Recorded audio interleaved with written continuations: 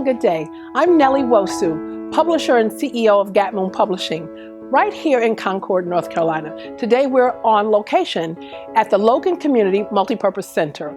We're here today to honor Miss Mattie Franklin, author of My Life of Memories, From Childhood to Adulthood, The Challenges and Triumphs of a Woman of Faith for His Glory. In Miss Mattie's book, she talks about her upbringing right here in the Logan community, the challenges that she had adjusting to life as she was a young adult moving on to Pennsylvania to take on a new role in the Northeast. Her book depicts some challenges for her when she had to learn about forgiveness and how could she overcome that. There were personal struggles, but I'll tell you this, she has done magnificently in being able to bring a new perspective to what living in yesteryear is all about for us today.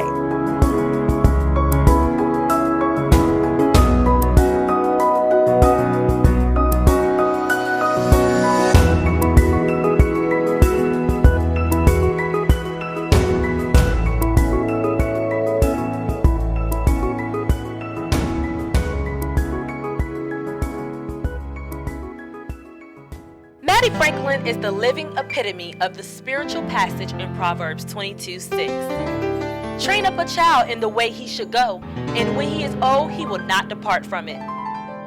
Miss Franklin is a loving daughter and a dedicated wife and mother. In her book, My Life of Memories, From Childhood to Adulthood, Challenges and Triumphs of a Woman of Faith for His Glory, Mattie Franklin explains her upbringing in Concord, North Carolina, where she was born and raised and still lives today. This narrative also provides a bird's eye view of how adversity in the spite of challenges can oftentimes lead to significant triumphs. These matters have led Miss Franklin into becoming a woman of faith for His glory. Get your copy today from Gatmoon Publishing and all online booksellers.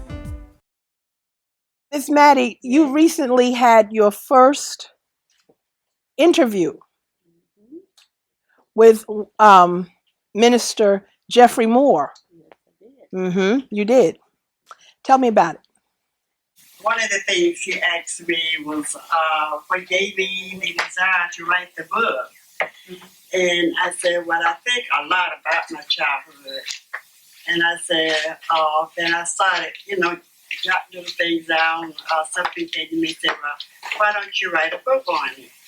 And I thought about it. And I said, that is a good idea.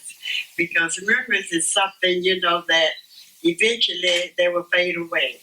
Yeah. And I said, well, while I'm still in my good mind, good memory, I think I'll go ahead and take an effort and make a start to write the book. And I said, then I will have something, for my children to read, and something that they can realize the way that I was raised and the way we lived back in those days. Yeah. And he also asked me, he said, some of the other things he asked me, he said that how it was not, about how I was raised and everything. So I said, I was raised in a very, very strict family.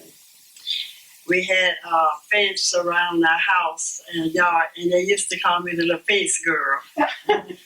And so I wasn't allowed to go out that fence unless I was going to church or going to school, and nobody was allowed in, except we had one neighbor, which was my very close friends, two of them, they were allowed to come. And we were just like sisters and brothers. We all went to school together, we went to church together, and now we still belong to the same church together. And some of the other questions was like, was I planning on writing another book? And I told him, I said, well, I have thought. I said, the way, the world, the things that's happening in the world today, I was thinking about writing something, and I jotted it down, something like, are we living in the end times? I had thought about that.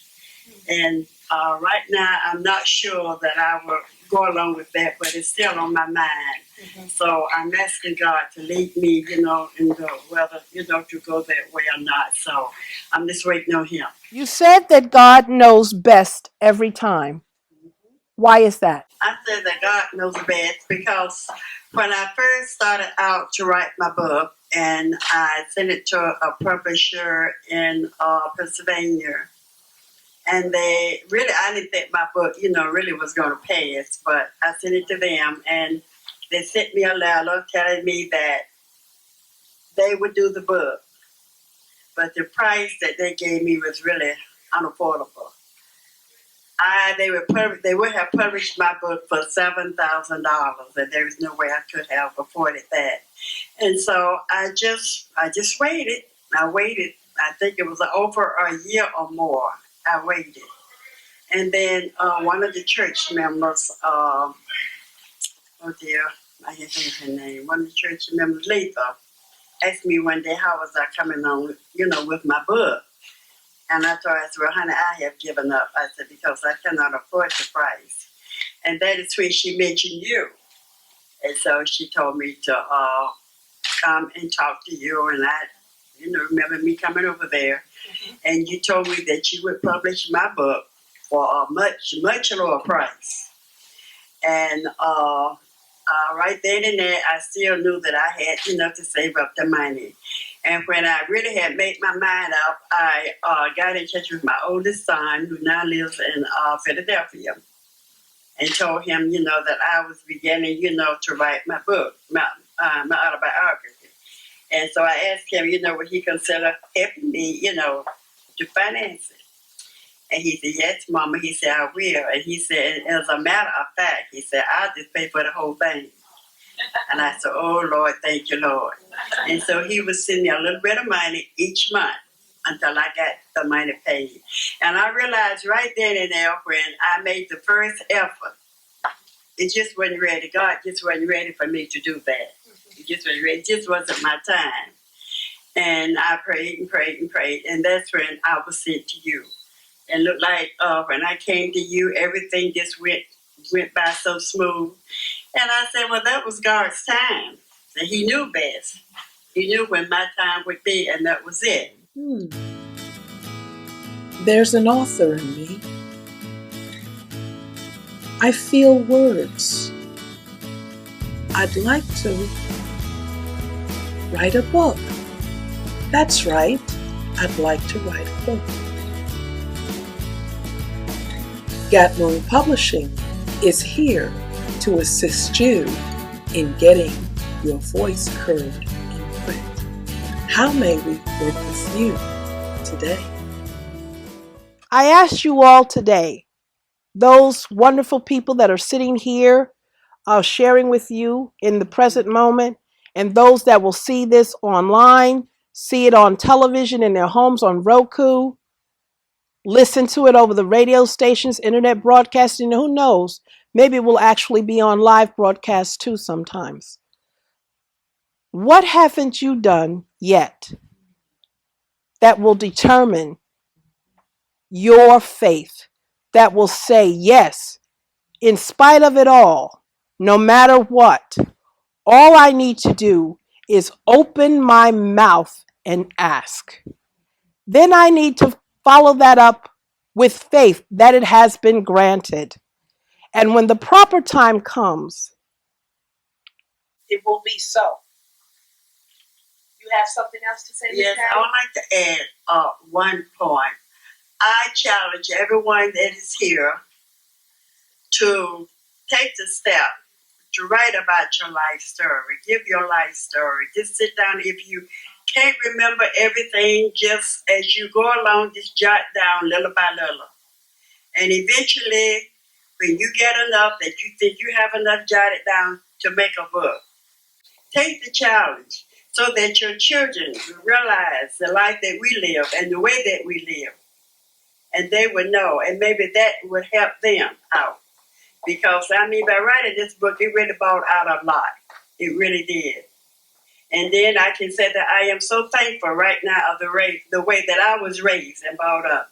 Because if it had not been the way my parents raised me, I don't know where I would be today. And I am so thankful and so grateful that I had the opportunity to do this. And we're thankful and grateful that you were brave enough to actually do this. We celebrate you, Miss Mattie. We celebrate you. We do hope that you've enjoyed this showing of New Perspective with Nellie. The challenges and triumphs of a woman of faith for his scholarly author, Miss Mattie Franklin, has done something for us. It has encouraged us to be able to take a look back at our yesterday and move forward in our today and our days to come. It is Gatmoon Publishing's greatest desire to assist you in getting your voice heard in print. Thank you all. We look forward to seeing you again.